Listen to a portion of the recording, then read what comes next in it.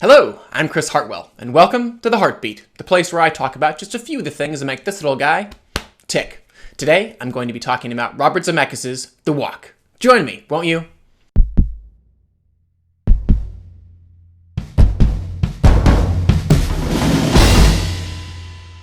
So The Walk tells the true story of French high-wire walker Philippe Petit, who back in 1974 endeavors to cross between the two towers of the World Trade Center on nothing more than a high wire. And in the process, he kind of assembles around himself a rather eclectic group of artists, rebels, and dreamers, ultimately inspiring the world with his passion, his dream, and his desire for life. And man, I gotta say right off the bat, I really enjoyed this film. There was such giddiness, such eccentricity, and just such life in it. And I really have to attribute a lot of that to the film's director, Robert Zemeckis. And if you look at his body of work, from Back to the Future to Who Framed Roger Rabbit to Forrest Gump to Castaway, Zemeckis constantly has this ability to kind of just put himself in his films, especially in his main characters, from Marty McFly to Roger Rabbit to Forrest Gump to Tom Hanks's Castaway. Each of those characters kind of has this very innocent, wide-eyed, wow reaction to the world around them, even if that world around them is terrifying or sending them back in time or in a plane crash.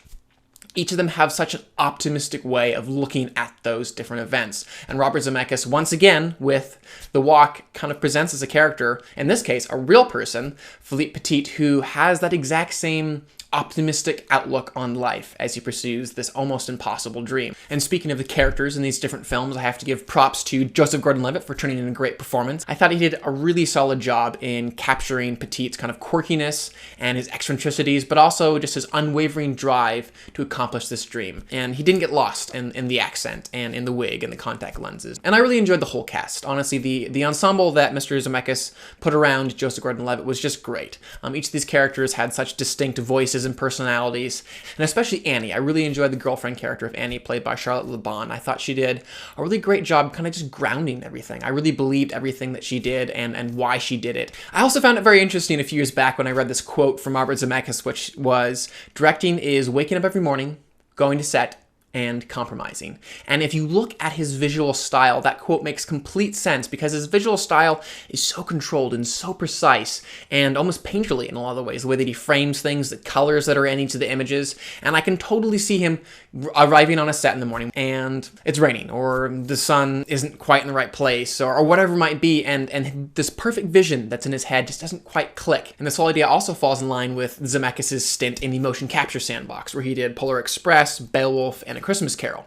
And in that instance, he's able to spend X amount of time with the actors and the volume, just capturing the performances, focusing solely on those things, and then later, in the complete control and peace and quiet of an edit bay, choose the composition, get those colors just right, transition just perfectly where this thing fades into that thing. And what's been really fun now as he's returned to the live action arena is see him apply some of those same techniques to his live action films, both with Flight and especially with The Walk.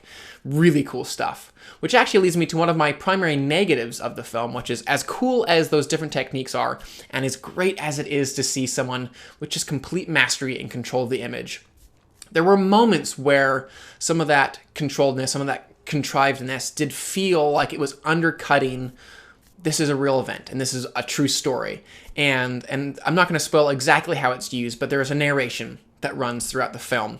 And the usage of that did sometimes, I felt like, push against Zemeckis also saying, this is a real event, remember this actually happened. But in the end, the film really does work for me, because I think what Zemeckis is trying to do above all is get us into the mind of Philippe Petit, and by extension recognize the hopes, dreams, and passions of so many people around us. I mean, I, for one, have never wanted to walk on a cable between two buildings. It just has not been something I've ever dreamed of doing. But there are so many dreams and aspirations of people all around me that I can't relate to or don't quite understand. And I think that's exactly what Zemeckis is trying to overcome in this film. As insane as we may think Petit is for wanting to walk between the World Trade Centers at the beginning of this film, by the end of it, if it's successful, we have tasted what it was like to step out on that wire and to experience that joy and that elation and that thrill and that life with Petit. And that is the power of cinema. At the end of the day, it really is about taking us to a place we've never been, taking us into someone's mind that we can't actually journey into in reality, and allowing us to empathize and understand those things just a little bit more. And I really feel like The Walk did that. So my final rating for The Walk will be 4 out of 5. I highly recommend this film, and I highly recommend you see it in 3D if you can. This is the first time in a long time that I felt like the 3D actually added something substantial to the film. Also, please comment below.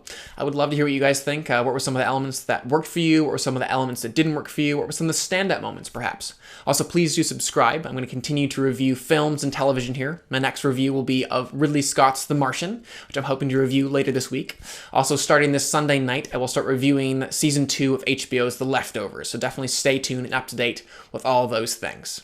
But, until next time, I'm Chris Hartwell, this is The Heartbeat, and I thank you for joining me.